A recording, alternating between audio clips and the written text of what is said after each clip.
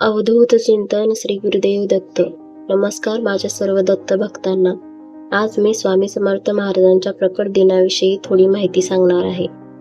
खरे तर स्वामी समर्थ महाराज कधी आले, कोठून आले, ते कोण होते याबद्दल कोणालाच काही माहीत नाही.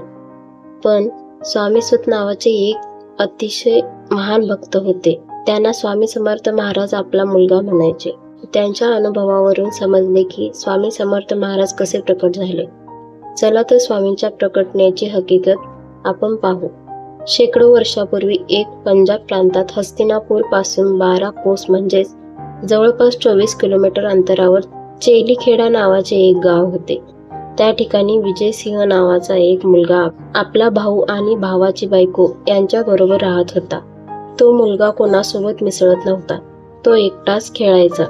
तो दिवसभर स्वतःमध्येच गुंग असायचा.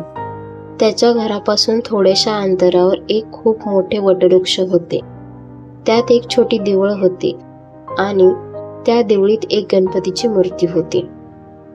तर तो विजयसिंह खूप गोट्या घेऊन त्या वटवृक्षाखाली गोट्या खेळायला जायचा आणि त्या गणपती बरोबर गोट्या खेळायचा. तो गणपतीला स्वतःचा मित्र समजून त्याचा डाव तो स्वतःच खेळायचा. तो रोज असाच करायचा आणि असेच दिवस जात होते. म्हणून त्या परमात्म्याला आपला आविष्कार दाखवायची गरज वाटू लागली. त्यांनी विजयसिंहाला कारण लावून आविष्कार दाखवला. तर तो दिवस होता चैत्र शुद्ध द्वितीय.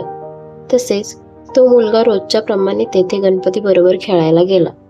पण आज त्याच्या अचानक मनात आले की रोज आपणच खेळतोय आणि आज त्यांनी पण खेळलं पाहिजे. त्याप्रमाणे त्याने त्यांच्याकडे असलेल्या सर्व गोट्या मूर्तीसमोर टाकल्या आणि त्यांना म्हणाला, बाप्पा, रोज तुमचा डाव मीच खेळतोय, पण आज नाही, आज तूच खेळायचं. एवढंच शब्द त्यांच्या तोंडातून निघाले. तर मग काय, धरतीमध्ये कंपन होऊ लागले. वेगाने वारे सुटले, ढग जमू लागले, अंधार होऊ लागला आणि कोणालाच काही कळेना की काय होत आहे.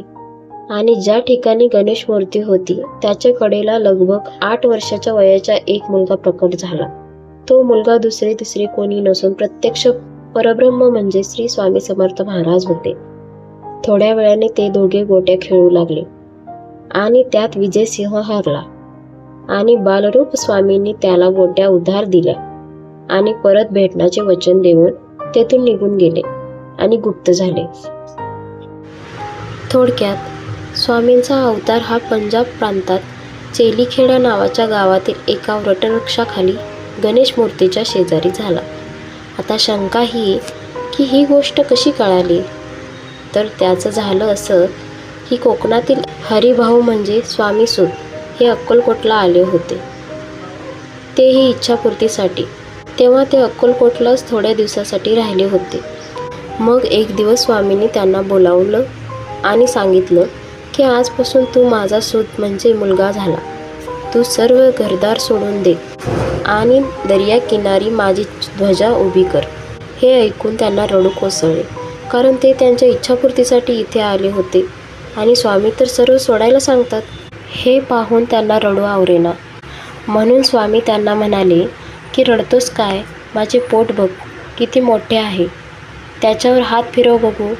आणि ज्यावेळी त्याने असे केले त्यांना ध्यान लागले की त्यामध्ये त्यांना त्यांचे सगळे जन्म आठवू लागले. त्यात त्यांना त्यांचा एक जन्म दिसला, तो म्हणजे विजयसिंहचा. विजयसिंह म्हणजे स्वामीसुतांचा पूर्व अवतार. आणि त्यानंतर सर्व गोष्टीचा उलगडा झाला. या गोष्टीला स्वतः स्वामींनी मान्यता दिली आहे की पुढील प्रमाणे म्हणजे स्वामी समर्थ प्रकट दिनाचा उत्सव स्वामीसुतांनी सुरू केला आहे. ज्यावेळी स्वामीसुत महाराज हा उत्सव अक्कलकोटात साजरा करत होते तेव्हा भुजंगासारख्या भक्तांनी स्वामींना प्रश्न विचारला की स्वामीसुत हे काय करत आहेत. तेव्हा स्वामींचे उत्तर असे होते की बाळा, नरदेह मी ज्या दिवशी प्रकट झालो त्या प्रकट दिवसाचा उत्सव साजरा करत आहेत.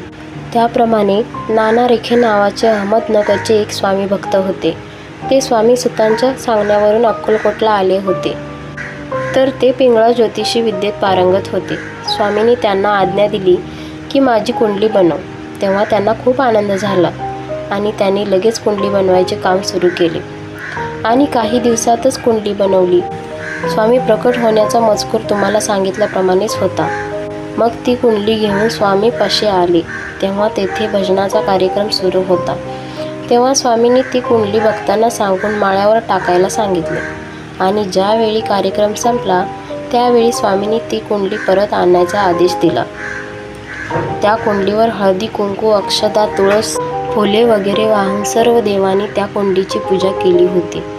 आणि आजही स्वामींची एक कुंडली स्वामींच्या अहमदनगरच्या मठात आहे. अशा प्रकारे स्वामी समर्थ महाराजांची प्रकट दिनाची कथा स्वामी सुतांद्वारे आपल्यापर्यंत पोचली. जर तुम्हाला ही कथा आवडली असेल तर व्हिडिओला लाईक करा आणि चॅनलला सबस्क्राईब करा. नमस्कार.